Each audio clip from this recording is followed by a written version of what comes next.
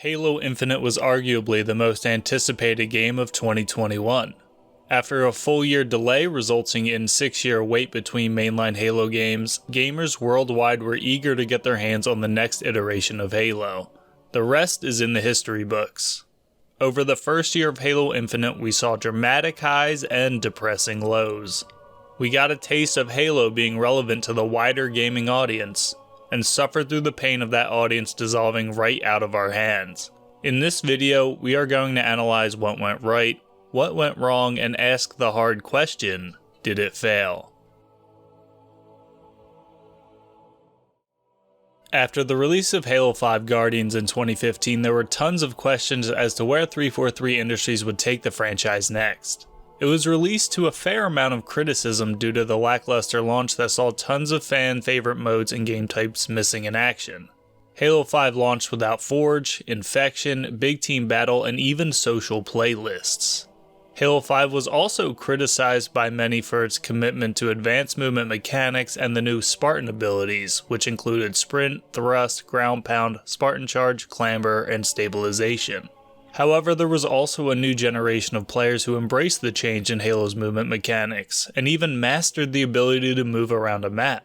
This resulted in a heated divide between older Halo players who preferred classic movement and the new wave of gamers who found old Halo to be slow and boring. This left 343 in a tough spot with development of the next mainline Halo title. Our first glimpse into the next iteration of Halo came in 2018, the third year after Halo 5's release.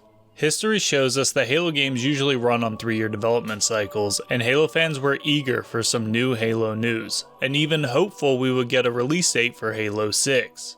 What we received was both exciting and upsetting. At E3 2018, the world was shown the announcement trailer for Halo Infinite, powered by the Slipspace engine.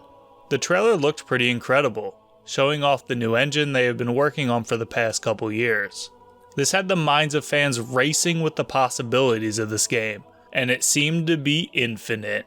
While it was upsetting that we didn't know when we were getting our next taste of Halo, it was exciting to see they built a stunning new engine specifically for Halo Infinite.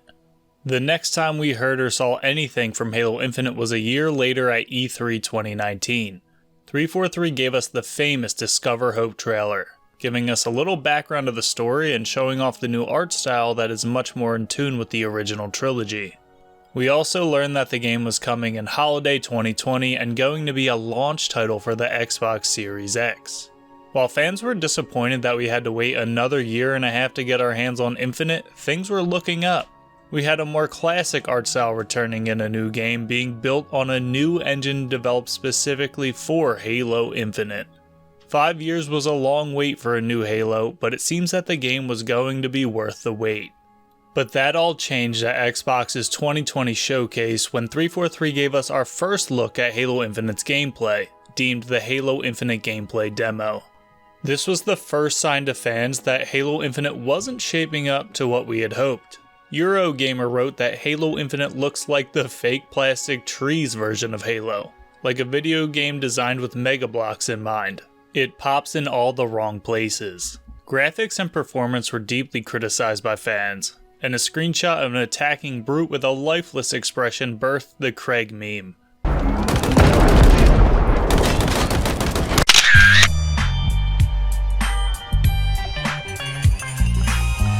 343 studio head Chris Lee also informed us that Halo Infinite was unlikely to get a multiplayer beta due to time constraints. A complete 180 of Bonnie Ross's promise that every Halo game after the MCC debacle would get a multiplayer beta. With less than 6 months left in 2020, it was incredibly concerning that Halo Infinite looked this way. Not to mention we had still not seen any multiplayer gameplay. The only information we had on multiplayer was that it would be free to play, which left fans hopeful that the game's accessibility would lead to widespread success of the multiplayer. However, the extreme backlash from fans proved to be too much and resulted in a full year delay, with Halo Infinite pushed back to sometime in 2021. Leading up to the release, fans were largely left in the dark. There was some praise when the multiplayer flights came out and we finally had the opportunity to mess around in the sandbox.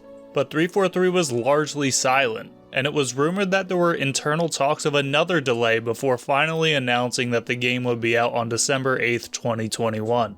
The release of Halo Infinite's multiplayer was one of the best times to be a Halo fan. The multiplayer was initially accepted with high praise. It had been 6 years since our last new Halo experience, and we were all thirsting for that arena feel. Gamers worldwide were showing off all the cool things that could be done in Infinite Sandbox with the new equipment such as the grapple shot and repulsor. The game launched with a ranked playlist for players to sweat in, team bundles to help support esports organizations and entice them to participate in Halo esports, and the game was free to play, making it easy to get your friends to hop on and play with you. Campaign dropped a couple weeks later and was praised for its story and large open world for players to experience. Halo Infinite was finally getting recognized by the larger gaming audience, reaching over 250,000 concurrent players on Steam and presumably even more on Xbox since Microsoft doesn't release that data. It seemed like Halo finally had a chance to make it back to its heights at the top of the gaming scene. However, we quickly realized there were glaring issues and 343 just couldn't seem to get out of its own way. It didn't take long for the honeymoon stage to run its course, and players began to get very vocal about changes that needed to be made. Halo Infinite made history as the first Halo game to launch on PC alongside the Xbox. However, stability and crashing issues plagued the PC version, as shown by the significantly lower user score on PC versus the Xbox. The introduction of the PC also brought along its own problems, mainly cheaters.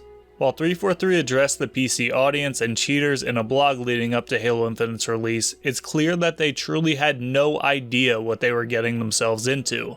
A free-to-play multiplayer brought in a large audience, but the popularity also brought along the opportunity to sell cheats, and cheaters ran rampant for months in Halo Infinite. In some bizarre oversight, 343 did not include the ability to report cheaters in-game. Instead, you had to go to a third-party site to report a cheater. Not to mention they asked you to submit evidence on your claim, meaning you had to have a third-party recording of the cheating in order to attach it to the third-party website. 1 year later and you still cannot report players in-game. This left most people to not even bother reporting. To make matters worse, reporting cheaters didn't seem to do anything.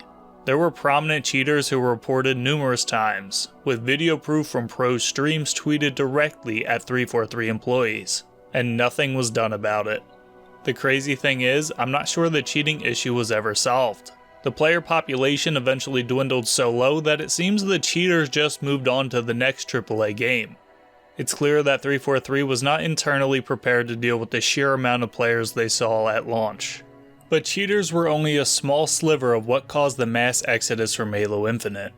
Much like Halo 5, Halo Infinite was only partially complete and missing fan-favorite features such as Forge, Infection, and co-op campaign. You couldn't even replay missions without starting an entire new playthrough due to the open-world elements. On the multiplayer side, Halo Infinite was severely lacking playlists. In fact, there were only 4 total playlists, with only one of them being ranked. Ranked Arena was splintered off into 3 different queues. Open, where you could search with however many people on any input, and then separate solo duo queues where you could either only search on controller or only search on keyboard and mouse. The social playlists were not much better, only offering quick play, which was a matchup of pretty much every map and mode, big team battle, and bot boot camp where you played multiplayer against a team of bots. With Halo having a rich history full of variety when it comes to matchmaking, what was the issue? Well, eventually 343 informed us that the reason that there were so few playlists was that there was a UI limitation with the engine. The engine that they built from the ground up specifically for this game. If that doesn't show how this game was patched together with band-aids and kicked out the door, I don't know what does. The problem is that the game was pushed out the door unfinished, and while players were running into issues giving feedback on things that needed to be changed, 343 was busy trying to finish the rest of the game. While they were working on getting Forge done, which finally released recently a year after launch, there were issues that were never addressed, such as server desync, unstable packet loss which made the game borderline unplayable, and simple weapon tuning requests that were ignored, which resulted in Mangler and Sword being GA'd by the esports scene. Halo Infinite was in a state of wide praise by the gaming community, but the lack of quality of life improvements due to other priorities being addressed meant that players just continually bled until Halo ended up where it's been since 2010. Loved by Halo players, but irrelevant in the gaming scene as a whole.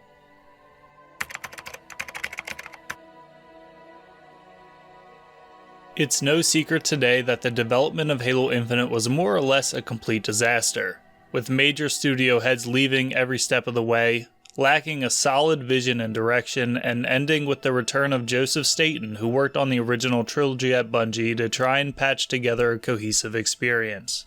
While a new, free-to-play Halo drew in a huge crowd of gamers upon release, the game lacked the sustenance to keep those players around for any significant amount of time. Over a year later, and 343 is still working towards making Halo Infinite a complete experience. I believe they have finally made Infinite a worthwhile game with the recent release of Forge and the custom games browser. However, there are still lingering issues such as server desync and stability that makes the online experience outright terrible some days. With all the anticipation leading up to Halo Infinite's release and the immediate success it appeared to have, and now seeing how the game teeters on irrelevancy, I think it's fair to say that Halo Infinite failed. And even though 343 is hard at work to get more content out the door and to make Infinite the game it should have been, I can't help but to think that they'd be better off just moving on to the next AAA Halo experience and hoping they finally learned from their mistakes.